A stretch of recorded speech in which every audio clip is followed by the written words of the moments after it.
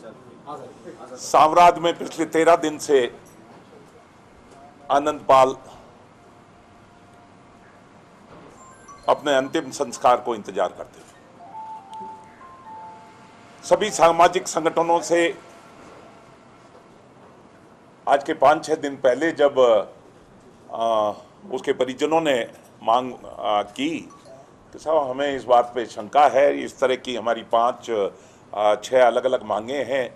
आज 3 तारीख को जब राजपूत समाज पूरी मजबूती के साथ में गिरिराज सिंह जी लोटवाड़ा जो संघर्ष समिति के अध्यक्ष हैं, उनके साथ में जयपुर, जोधपुर, उदयपुर, कोटा, रावणा राजपूत, ब्राह्मण और सभी सामाजिक संगठनों ने मिलकर जब अपनी ताकत दिखाई तो जो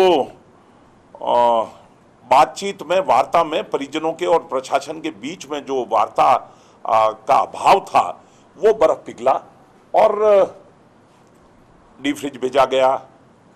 शासन प्रशासन ने वहां पर ढील भी बरती। आज सरकार, पूरी सरकार, गृह मंत्री जी, पंचायत राज मंत्री जी और प्रदेश अध्यक्ष डीजी, एडिशनल डीजी क्राइम और उन सब ने आज उनसे बहुत कुछ नतीजा आज वाली वार्ता में नहीं निकला, बहुत कुछ नतीजा नहीं निकला। कुछ बातों पर और वार्ता के लिए जरूरत महसूस की गई, जो आज अभी 8 बजे वार्ता होने जा रही है, 8 बजे या सुबह जो भी हो। मैं जब 3 तारीख को वहां पर उपस्थित हुआ था तो मुझे ऐसा लगा जैसे राष्ट्रपति इलेक्शन के में लड़ने वाले उम्मीदवार वहां आने वाले हैं या वहां पर कोई एक नेशनल लेवल का कोई मॉन्यूमेंट है जिसको बहुत बड़ा खतरा है, या प्रधानमंत्री की कोई मीटिंग होने वाली है जिसके लिए 5-7 हजार पुलिस वाले वहां पर मौजूद हैं। मैं नहीं समझता कि वहां इस तरह की स्थिति का कारण क्या था और अब भी जो स्थिति बन रही है उस स्थिति के लिए जिम्मेवार कौन है। बहुत सी जगह मुकदमे दर्ज हुए हैं, लाडनू में हुए, रतनगढ़ में हुए, चूरू में हुए, जोधपुर में हुए। आखिर इस जोश में होश खो देने का कारण क्या है? और उन कारणों पर जाएं तो परिवार की वो बातें जिन बातों के लिए सरकार या प्रशासन कुछ अड़ियल रवैया अपना रहा है। हम 3 तारीख को वहां उपस्थित हुए, पहली बार, नहीं तो मीडिया के मार्फत ही बात हो रही थी। परिजन मीडिया को कह रहे थे और प्रशासन मीडिया को कह रहा था उसका जवाब। पहली बार रात को 2 बजे तक उस दिन वार्तालाप हुई, उसके अगले दिन वार्तालाप हुई, आज वार्तालाप हो रही है। नतीजा निकले बहुत अच्छी बात है, अगर नतीजा न निकले, हम 3 तारीख को कितनी गाड़ियां थी अखबार वालों की अलग अलग डिफरेंस ऑफ ओपिनियन है, कोई 800 बता रहा है, कोई 1500 बता रहा है, कोई 2000 बता रहा है। मैं उस झगड़े में कभी नहीं पड़ता। 12 तारीख को 12:15 बजे उसी सांवराद गांव में पूरे राजस्थान भर को आपके मार्फत से आमंत्रित दे रहा हूं श्रद्धांजलि सभा के लिए। और वो श्रद्धांजलि सभा इस तरह से हो कि सांस लेने पे भूकंप सा आ जाए। हम नहीं चाहते श्री राजपूत करनी सेना हर संघर्ष में, चाहे वो राजमहल प्रकरण हो, चाहे वो बंसाली का मामला हो, चाहे वो चतुर सिंह सोडा का मामला हो, हर उस मामले में अभूतपूर्व शांति प्रदर्शित करता रहा है। अगर कहीं पर कुछ होता है तो उसके लिए जिम्मेवार कौन है, ये सवाल आपके जिम्मे।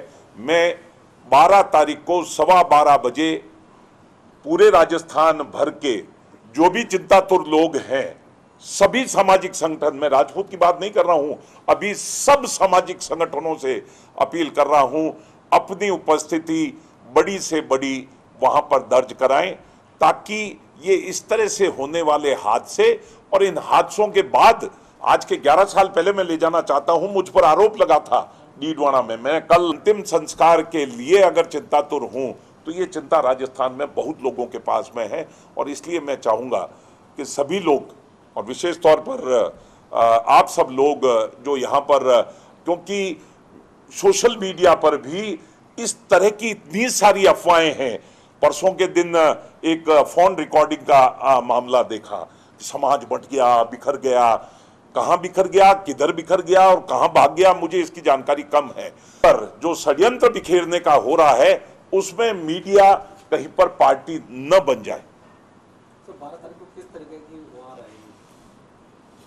सांस लेने से भूकंप आ जाए इस तरह का बड़ा प्रदर्शन हम करने जा रहे हैं। सोच सकते हैं आप, मेरे को अभी पूछा था जोधपुर में, बाड़मेर में। श्रद्धांजलि सभा का है, श्रद्धांजलि सभा की बात है। श्रद्धांजलि अर्पित करने के लिए है। अगर उनका दाह संस्कार परिजन अगर मान लेते हैं और वो अगर कुछ कहते हैं तो अलग बात है। और अगर जो समिति है उसकी और सरकार के बीच में जो वार्ता है वो अगर हो जाती है तो उसमें वापस सोचा जाएगा। पर श्रद्धांजलि के लिए बहुत कम शब्दों में और बहुत अच्छे, पिछले दिनों में जो बकवास सुनने को आहत हूं मैं, इस तरह के शब्दों को, चाहे वो सरकार हो, चाहे शासन हो, चाहे प्रशासन हो, किसी के भी खिलाफ इस तरह के शब्दों का काम नहीं लिया जाना चाहिए। जब एक लाश वहाँ पर विद्यमान है और उसके लिए उसमें जो श्रद्धांजलि सभाएं रखी जा रही है, मैं पाबंद करूँगा 12 तारीख को